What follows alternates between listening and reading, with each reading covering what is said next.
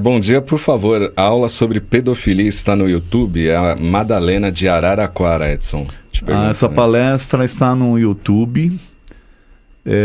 Não é pedofilia, já que eu esqueci o tema dela, que eu posso dar uma olhada para você, mas a questão da violência, da violência sexual, né? Da violência contra crianças, né? Pode procurar lá no YouTube que tem essa palestra. Eu queria convidar também os ouvintes a ouvirem a palestra Porquê do Preconceito. É uma palestra que eu tenho também, que está gravada. E uma série de palestras que vão abrir a mente, sabe? Eu tento abordar os temas da atualidade sobre a ótica espírita, mas não a ótica espírita religiosa, como muita gente tem. A ótica espírita do Kardec, de fazer pensar, né? De questionar, tá bom? Então faço um convite para os ouvintes. Teve uma ouvinte que fez um comentário aqui, Cláudio, sobre a questão do umbral, que a gente citou aqui, que o umbral não existe. Ela quer saber, Márcia né? Medeiros. O que ela fala? Ela fala, se o umbral não existe, então como explicar o relato de André Luiz em Nosso Lar? Como uma história dele. Uma história de um espírito que vivenciou uma experiência e que ele veio trazer. Não significa que seja a sua história, tá, Márcia? E nem a minha, porque eu não aceito e eu não acredito nisso. Então, se você também quiser entender melhor esse assunto, tem uma palestra minha lá no YouTube, Desmistificando o Umbral. Boa palestra. Se você puder assistir, ela tem sido muito vista e ela tem ajudado muitas pessoas a terem uma nova compreensão sobre esse tema, tá bom? O Arnaldo, acho que foi pegar o trecho que a nossa ouvinte falou do Leon Denis, que é o seguinte: cremos de acordo com os nossos guias que a mudança de sexo sempre possível para o espírito é, em princípio, inútil e perigosa. Aí ele fala, os espíritos elevados reprovam-no. Era uma opinião do passado, né? Hoje isso é totalmente diferente. E o que ele fala? De acordo com os nossos... O que ele fala? De acordo com quem? Os nossos guias. Quem são os guias dele? São os mesmos do Kardec? A gente não sabe. Quem são os meus guias? Eu, por exemplo, não sei quem são. E nem quero saber. Eu só sei o seguinte, que tem espíritos que tentam me levar para ideias com as quais eu não concordo, que simplesmente se afastam porque eles percebem que comigo não vai dar, porque eu sou meio cabeça dura. Eu também. Então, eu posso citar isso aqui para os ouvintes, como dirigente do Manuel Bento há mais de quase 30 anos, que muitos espíritos já vieram com ideias pessimistas, com coisas que não vai dar certo, com sofrimento, e eu sempre os rejeitei. Então eu não aceito mentor pessimista. E tem gente que gosta, viu? Tem gente que adora. Mentor pessimista. Tem gente que adora, mas... Então, o que os ouvintes precisam entender é o seguinte: os espíritos estão para nós de acordo com o que nós estamos para eles. Quem cria a sintonia, quem cria a influência que você vai receber é você mesmo. É isso que precisa ficar claro. Tá certo? Então, eu sou uma pessoa positiva, eu sou uma pessoa que acredito nas coisas do progresso, do desenvolvimento. Espíritos que são pessimistas não vão se aproximar de mim, porque eles não vão conseguir me incentivar, entende? E tem outra coisa também, Edson, que é o tempo em que a mensagem chega. Então, por exemplo, se na época de Kardec viesse uma mensagem falando de como é a Lua, essa mensagem seria baseada no conhecimento científico que se tinha lá na época do Kardec. Então, o espírito ele não vai falar muita coisa diferente, ele vai falar aquilo que os conceitos da época são vigentes, justamente para não chocar os médiuns e os pesquisadores daquela época. Então, uma mensagem que falasse sobre a Lua não ia falar da Lua como a gente conhece hoje, com toda a nossa tecnologia, questão astronômica, astrofísica e por aí vai. Então, esse tipo de mensagem era válida lá, no passado. Hoje, ela já tem que ser questionada. O próprio Kardec questionou isso, Cláudio. Tá vendo como falta estudar o Kardec? Se eu não me engano, é que eu não lembro agora qual é a questão, mas ele deve ser a 1019, tá? Depois os ouvintes até tem um aí que está pesquisando, né? O Arnaldo. Não sei se é a 1019, que ele faz a pergunta se existe o céu e o inferno e os espíritos se respondem que não. que é, né? Aí ele fala, mas como é que você pode me explicar então que espíritos que eu considero espíritos, né, inteligentes, elevados, deem a resposta para as pessoas dizendo que sim? Aí sabe qual é a resposta que o espírito dá? É que eles não querem chocá-las.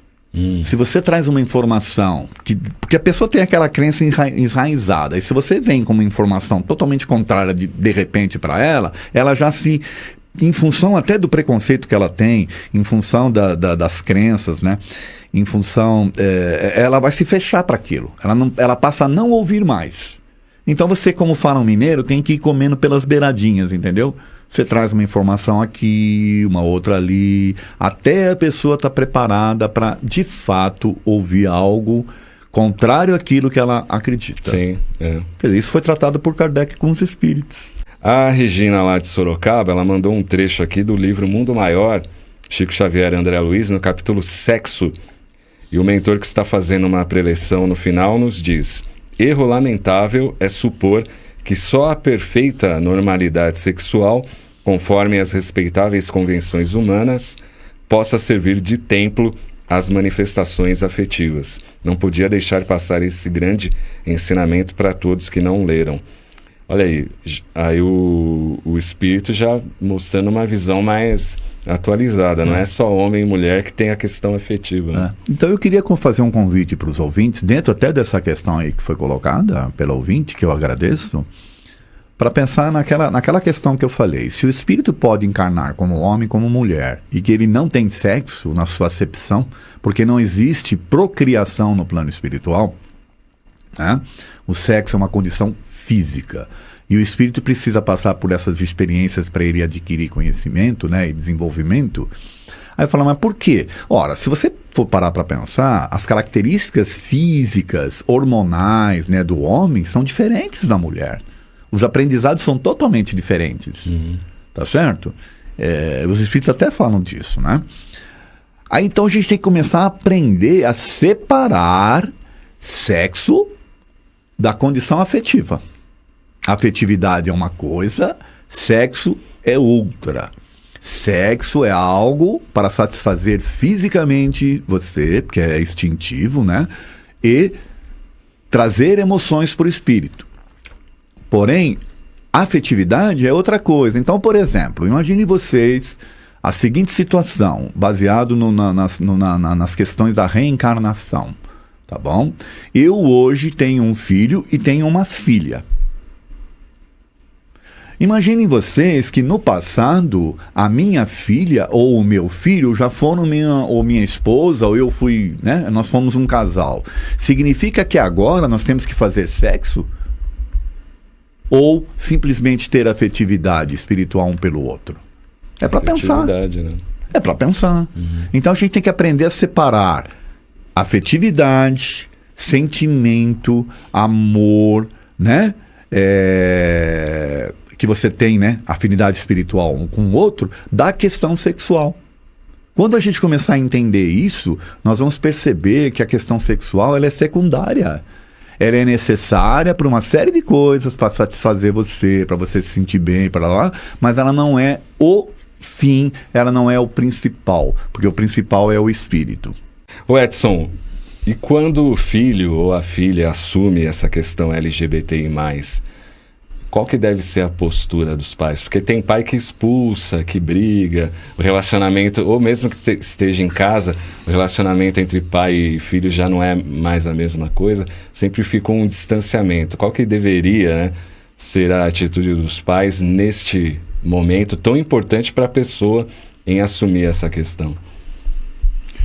É que esse assunto é complexo, né, Cláudio? Porque em função da ignorância que existe, né, sobre uma série de coisas, tem pais que reagem assim mais por medo, né, por receio, até de que os filhos vão sofrer na sociedade e tal, do que outra coisa. E também por preconceito do que os outros vão falar, do que os nossos parentes, do que os vizinhos.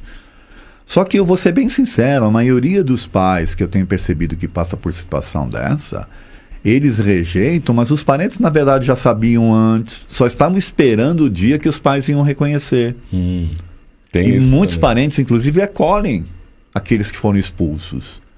Então, na verdade, a pergunta que eu faço para esses pais, e aí para os ouvintes que têm até filhos pequenos, você vai deixar de amar seu filho ou sua filha só porque ela não é aquilo que você esperava que fosse? Você desejaria que ela fosse diferente?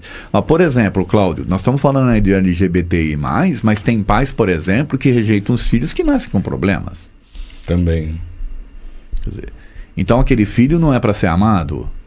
Você só vai amar aquele que for perfeito e que atende às suas expectativas? É isso? Ou você, na condição de pai, está ali para ajudar num processo de desenvolvimento do espírito? Está faltando compreender a doutrina. Qual é a função dos pais? E por aí afora. Infelizmente é isso. Então a pergunta que eu faço é: você deixa de amar seu filho só porque ele não atende às suas expectativas ou por vergonha do que os outros vão dizer? Você está deixando de amá-lo ou você está agindo com orgulho, com preconceito, com vaidade aí, né? Em relação ao que vão pensar sobre você, né? Tem que pensar sobre isso. Sim. Luiz Eugênio Lico, que está em Itu, mandando aí um forte abraço. O Arnaldo de Oliveira pegou a pergunta 1012. Os espíritos dizem que não há lugar circunscrito e que céu e inferno são alegorias. E na 1019 eles dizem que os espíritos se reúnem na erraticidade pela sintonia. Só que tem um detalhe, viu, Arnaldo? Na 1012 eu acho que eles falam isso, né? Respondem que na verdade eles não querem chocar as crenças, né, que existem já enraizados nas pessoas. Por isso que eles falam de forma a atender as expectativas das pessoas. Não quer dizer que o que eles estão falando é a verdade. Sim. É que eles não querem chocar as pessoas.